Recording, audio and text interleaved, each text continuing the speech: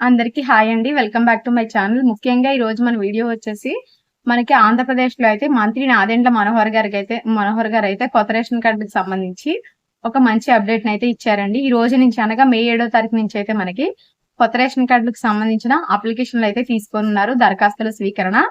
అలాగే జూన్‌లో మనకి ఆల్రెడీ రేషన్ కార్డు ఉన్న వారికి, అలాగే కొత్తగా రేషన్ కార్డు కోసం దరఖాస్తు చేసుకున్న వారికి కూడా కొత్త రేషన్ కార్డులను స్మార్ట్ కార్డుల తరహాలో, అంటే మనకి ఏటీఎం కార్డు తరహాలో అయితే క్యూఆర్ కోడ్ తో ఉన్న రేషన్ కార్డును అయితే అందిస్తామని చెప్పారు. అయితే ఆల్రెడీ రేషన్ కార్డు ఉన్నవారు ఎటువంటి దరఖాస్తు చేసుకోక్కర్లేదు.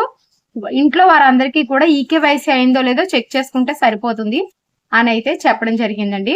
అయితే మనకి ముఖ్యంగా ఈ రోజు నేను చెప్పే వీడియోని పూర్తిగా చూడడానికి అయితే ట్రై చేయండి. ఎవరైతే కొత్త రేషన్ కార్డు కోసం ట్రై చేస్తున్నారో వాళ్ళు ఎటువంటి డాక్యుమెంట్స్ అనేవి పెట్టాలి, మనకి ఎటువంటి డాక్యుమెంట్స్ అనేవి మనకి అటాచ్ చేయాలి, అలాగే స్ప్లిట్ చేసుకునే వారి ఎటువంటి డాక్యుమెంట్స్ మనం పెట్టాలి, అలాగే డిలీట్ చేయడానికి ఎటువంటి డాక్యుమెంట్స్ పెట్టాలి, నేమ్ కరెక్షన్ కోసం ఎటువంటి డాక్యుమెంట్స్ అనేవి పెట్టాలి, యాడింగ్ కోసం ఎటువంటి డాక్యుమెంట్స్ అనేవి పెట్టాలి, ఇలాంటి విషయాలన్నీ కూడా ఈ వీడియోలో నేను మీకు తెలియజేస్తాను. వీడియోని ఎక్కడ స్కిప్ చేయకుండా అయితే చూడడానికి అయితే ట్రై చేయండి.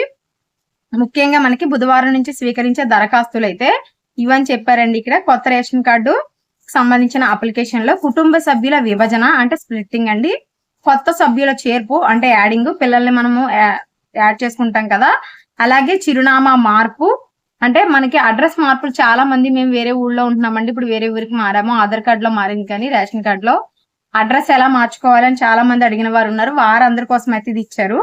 అలాగే చనిపోయిన వారి పేర్ల తొలగింపు అంటే డిలీట్ అండి, బియ్యం కార్డును స్వచ్ఛందంగా వదులుకోవడం సరెండర్, అంటే కొంతమంది గవర్నమెంట్ జాబ్స్ రావడం, లేకపోతే వాళ్ళు ఆల్రెడీ ఇన్కమ్ ఉన్న వారందరూ కూడా వాళ్ళ కార్డుని వాళ్లే స్వచ్ఛందంగా వదులుకోవాలి, లేదంటే గవర్నమెంట్ అయితే ఎలాగో తీస్తుందండి. కానీ ఈ లోపే మనం వదిలేసుకుంటే మనకి కొంచెం హుందాగా ఉంటుంది కాబట్టి ఆ అవకాశాన్ని కూడా మనకి ముఖ్యమంత్రి చంద్రబాబు నాయుడు గారు అయితే ఇవ్వడం జరిగిందని చెప్పేసి చెప్పడం జరిగిందండి.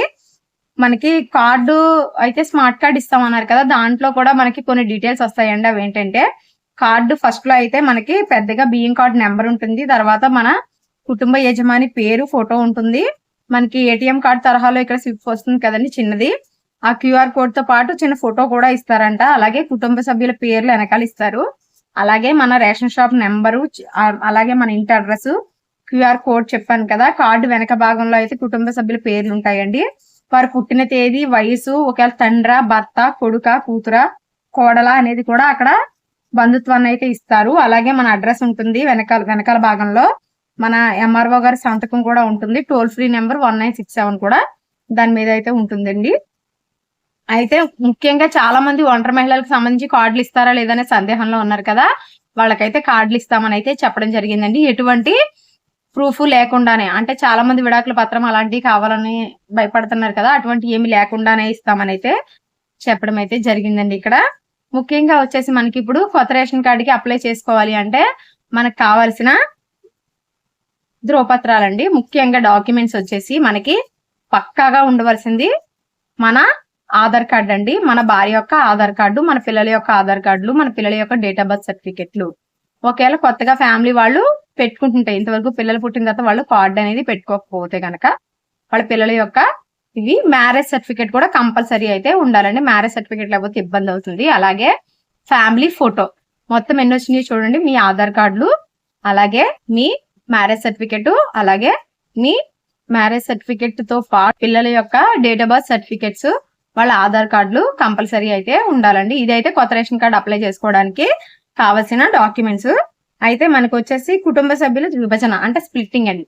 స్ప్లిట్టింగ్ కి ఏమీ అక్కర్లేదండి, జస్ట్ ఓన్లీ మీరు ఆల్రెడీ కార్డులో ఉంటారు కాబట్టి, మీ భార్య భర్తలు మీ అత్తగారు కార్డులో ఉంటే గనక, ఇది వరకు లాస్ట్ గవర్నమెంట్ ఉన్నప్పుడు యాడ్ అయ్యి స్ప్లిట్టింగ్ అయ్యే లోపు ఆప్షన్ క్లోజ్ అయిపోయి ఉంటే, మీరు జస్ట్ ఓన్లీ కార్డు విభజన కోసం మీ ఇద్దరు ఆధార్ కార్డులు, మీ అత్తగారు వాళ్ళ రేషన్ కార్డు, మీ అత్తగారు వాళ్ళ ఆధార్ కార్డు పెడితే మీ ఇద్దరిని కూడా స్ప్లిట్ చేసేస్తారు. ఒక అప్లికేషన్ తో పాటు అవి ఇస్తే మీరు స్ప్లిట్ అయితే అయిపోతారు. ఎటువంటి ప్రూఫ్స్ అక్కర్లేదు, ఓన్లీ ఆధార్ కార్డులు, మీ అత్తగారు రేషన్ కార్డు ఇస్తే మీకు స్ప్లిట్టింగ్ అనేది జరిగిపోతుందండి. అయితే ఇంకోటి వచ్చేసి యాడింగ్ అండి. యాడింగ్ కి కంపల్సరీ కూడా కొత్త సభ్యుల చేర్పు అంటే యాడింగ్ వచ్చేసి ముఖ్యంగా యాడింగ్ ఉండవలసింది, పిల్లల్ని మనం ఎక్కువ యాడ్ చేస్తాం కాబట్టి పిల్లల్ని యాడ్ చేసేటప్పుడు మనకి డేట్ ఆఫ్ బర్త్ సర్టిఫికేట్స్ అనేవి కంపల్సరీ ఉండాలండి. ఇద్దరు పిల్లలున్నా, ఒక్క పిల్లలున్నా, మనకి ఎంత మంది పిల్లలు ఉన్నా సరే, ఎంత మందిని యాడ్ చేయాలన్నా డేట్ ఆఫ్ బర్త్ సర్టిఫికేట్స్ అయితే పిల్లలను అయితే కంపల్సరీ కావాలి. ఒకవేళ పిల్లలు కాదు, మన భార్యని యాడ్ చేసుకుంటున్నాం, మన కొత్తగా పెళ్ళయింది, అత్తగారి కార్డులో నా భార్యని యాడ్ చేయాలనుకుంటున్నాను. సో అక్కడ మీకున్న ఒకే ఒక ఆప్షన్ ఏంటంటే మ్యారేజ్ సర్టిఫికేట్. ఎట్టి పరిస్థితుల్లో మీ మ్యారేజ్ సర్టిఫికేట్ అనేది అక్కడ సబ్మిట్ చేయాల్సి ఉంటుంది. మీ భార్య యొక్క ఆధార్ కార్డు, మీ ఆధార్ కార్డు ఇస్తే కనుక మీకు మీ భార్యని అయితే యాడ్ అయితే చేస్తారు. అలాగే మీ హస్బెండ్ అయినా సేమ్ ప్రాసెస్ అండి. ఎట్టి పరిస్థితుల్లో మ్యారేజ్ సర్టిఫికేట్ అనేది అయితే మాత్రం కంపల్సరీ అండి. పిల్లలకైతే కనుక డేట్ ఆఫ్ బర్త్ సర్టిఫికేట్. అలాగే మీరు అడ్రస్ మార్చుకోవాలంటే మీ అడ్రస్ మార్చుకోవడానికి మీ ఆధార్ కార్డ్ ప్రూఫ్ అయితే సరిపోతుందండి. ఆధార్ కార్డ్ ప్రూఫ్ పెట్టుకుని మీరు జస్ట్ ఓన్లీ మీ పాత రేషన్ కార్డు జిరాక్స్ ఇస్తే మీకు కొత్త రేషన్ కార్డు ప్రింట్అవుట్ వచ్చేటప్పుడు మీకు కొత్త అడ్రస్ తో అయితే వచ్చేస్తుంది. అయితే చనిపోయిన వారి పేర్ల తొలగింపు, ఈ పేర్లు తొలగించుకోవాలంటే కంపల్సరీ వాళ్ళ డెత్ సర్టిఫికేట్ అయితే ఉండాలండి. ఎట్టి పరిస్థితుల్లో నోటరీలు లేకపోతే ఎంఆర్ఓ ధృవీకరణ పత్రం ఇలాంటివి కాదండి. ఎట్టి డెత్ సర్టిఫికేట్ అయితే కంపల్సరీ ఉండాలి. డెత్ సర్టిఫికేట్ తో పాటు ఈకేవైసీ చేస్తారండి. అంటే వాళ్ళు చనిపోయారు అని కార్డులో ఎవరో ఒకళ్ళు ధృవీకరణ అయితే చెయ్యాలి. వాళ్ళైతే తంబేగానే మనకి కార్డులో నేమ్ అయితే తొలగిపోతుందండి, త్వరగానే అయిపోతుంది.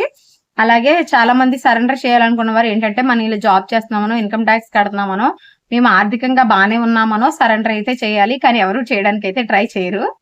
సో గవర్నమెంటే మనకి స్వచ్ఛందంగా తీసుకున్నా తీసుకోపోయినా అయితే కార్డులు అయితే తొలగిస్తుంది. ఒకవేళ మీ పిల్లలకి డేట్ ఆఫ్ బర్త్ సర్టిఫికేట్స్ లేవంటే ఆల్రెడీ చేయించుకోండి, లేదంటే ఆల్రెడీ ఉంటే పర్వాలేదు, లేకపోతే కొత్తవి అయితే చేయించాలి. మ్యారేజ్ సర్టిఫికేట్ కూడా చేయించుకోవాలి. అయితే మ్యారేజ్ సర్టిఫికేట్ కి ఏ డాక్యుమెంట్స్ కావాలి ఏంటి అనేది ఏమైనా డౌట్స్ ఉంటే నాకు కామెంట్ సెక్షన్ లో తెలియజేయండి. అలాగే డేట్ ఆఫ్ బర్త్ కూడా ఏమైనా డౌట్స్ ఉంటే కామెంట్ సెక్షన్ లో తెలియచేయండి. మీరు మీ అప్లికేషన్ ని మీ సచివాలయంలో ఇస్తే పని అయితే అయిపోతుందండి. మీరు ఎక్కడ తిరగాల్సిన అవసరం అయితే లేదు, మీ దగ్గరుండి చేసుకోవాల్సిన అవసరం లేదు. జస్ట్ ఓన్లీ ఒక అప్లికేషన్ ని మీరు నింపి మీ సచివాలయంలో ఇస్తే మీకు రేషన్ కార్డ్ అనేది వచ్చేస్తుంది. ఎటువంటి మనీ కూడా ₹1 కూడా చెల్లించాల్సిన అవసరం అయితే లేదండి. Thanks for watching. ఇంకా ఏమైనా డౌట్స్ ఉంటే కామెంట్ సెక్షన్ లో తెలియచేయండి. నాకు హెల్త్ బాగోకపోవడం వల్ల కొంచెం వీడియోలు లేట్ గా వస్తున్నాయి. కామెంట్ సెక్షన్ లో తెలియచేయండి. నేనైతే మీకు వీడియో రూపంలో అయితే మీకు ప్రతి అప్డేట్ ని అయితే ఇవ్వడానికి అయితే ట్రై చేస్తాను. ఈ వీడియోని మీకు నచ్చినట్లయితే లైక్ చేయండి, షేర్ చేయండి, కామెంట్ చేయడం మాత్రం మర్చిపోవద్దు. Thanks for watching. బై.